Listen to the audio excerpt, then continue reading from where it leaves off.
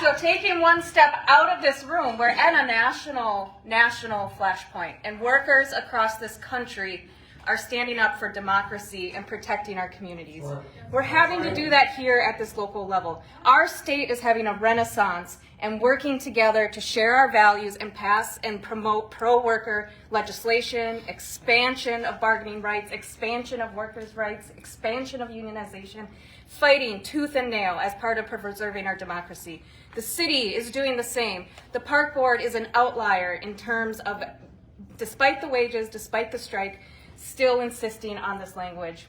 We are in a moment in time, a moment in history where things are moving forward, and we are stuck in this room. And we need to be out there fighting across this state and across this country. That's right.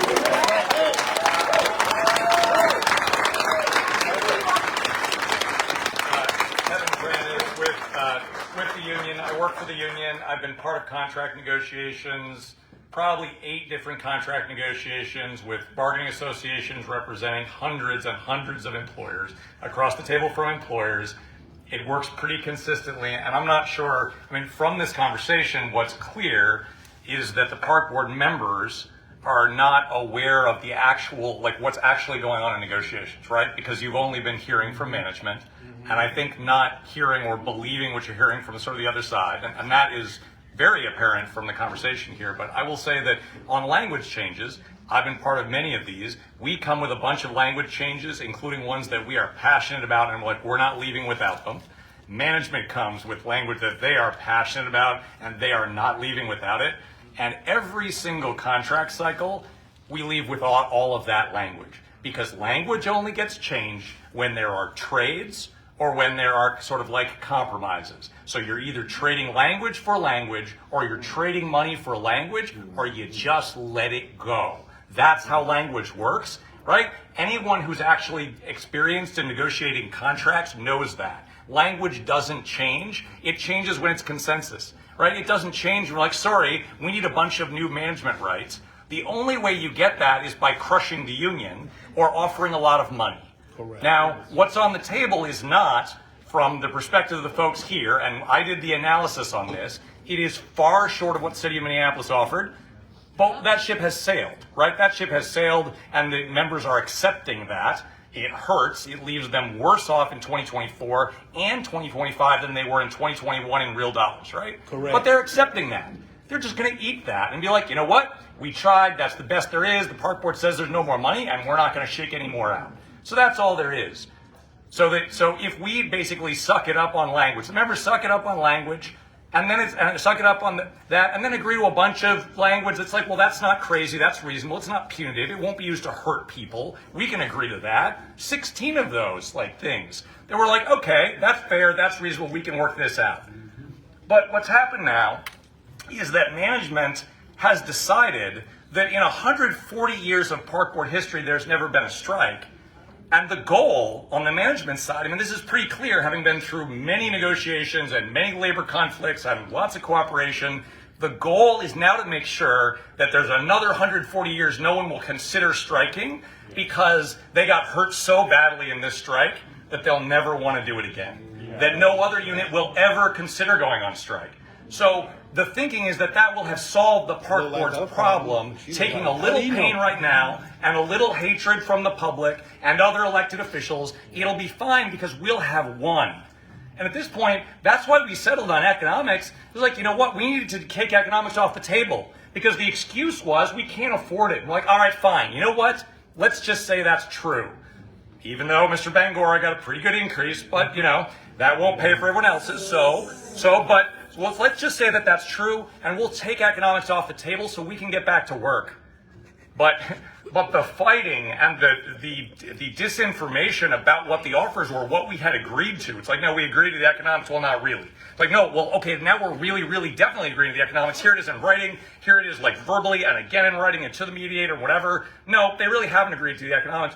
All to keep this going so that the park board can win the strike, not settle it. There's no interest in settling it. In other words, basically it's like, look, all we got left are poison pills, and you're going to have to eat a couple of those poison pills so that we can show you that you were wrong. Just like when the step changes were first introduced, they were introduced after the strike vote. 7 months, it wasn't important that we do the step increase be discretionary to management. Only after the strike vote, it became an absolutely essential position of the park board. Because the park board, the management is intent on crushing these workers. Workers don't intend to be crushed, but whether it works or not, right? That's what's happening here, right? This isn't some like two different sides. This is about a war over language when the money's been settled, language that's been in place for years and decades. Nobody does this unless they're busting the union. That's what I want to understand. We propose language, they propose language, right? But that's not how negotiations work. And if you haven't been part of negotiations, it makes sense you wouldn't know that. And clearly nobody's explaining it, right, behind the scenes. So we're explaining it right now. That's what happened. And so when folks are wondering, they're like, look, we were just doing our jobs. We were just trying to do what's best in the interest of the park board. And management told us this was the right negotiation. And who are we to question whether their negotiating strategy is right? We don't want to undermine them and hurt the park board. The result of this will be a totally toxic situation in the relationship of the park board to its workers, to members of the public, to other elected officials at the Capitol, at City Council, because this park board will have distinguished itself. Pretty shortly, we're the ones who crushed the workers. Everyone might not like it, but we won and they lost, and everyone's going to know that. But this is Minneapolis, right? This isn't like Oklahoma. So that's not a big win, right? So that's where all this is headed. Our hope tonight was that there really was a path to avert it. That's why we dropped everything else, agreed to the economics, right? Agreed to the 12-month probations, like agreed to everything we possibly could except the poison pills. So it's up to you. If you're like, we're going to force feed poison pills no matter what to show everybody who's boss, like that's a decision you can make. But as the park board, I don't think anyone's sympathetic to the idea that individual members of the park board who are ultimately responsible can wash their hands of all these impacts, of all of the poison that's being created here, just because management said that was the best strategy, and our job is just to do whatever management recommends, right? And the inability to discuss it, and I think also the silence of the majority of the members of the park board who've had nothing to say. I appreciate, and Ramesh and Tom Siddles for actually trying to engage in some kind of dialogue, right? And sort of take the issue seriously.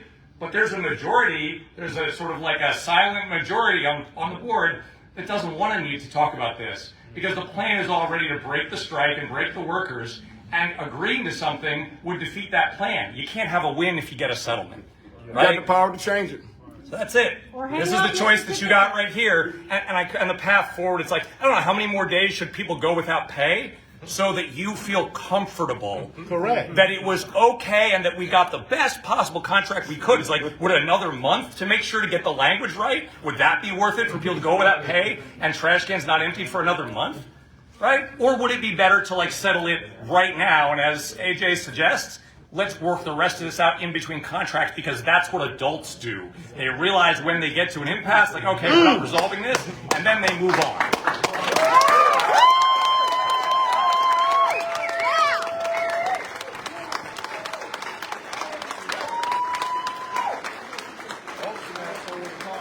That's what adults do. I've been told that we're being muted on we're muted. online. Yeah, we're muted online. Commissioner's not That's the word of accountability.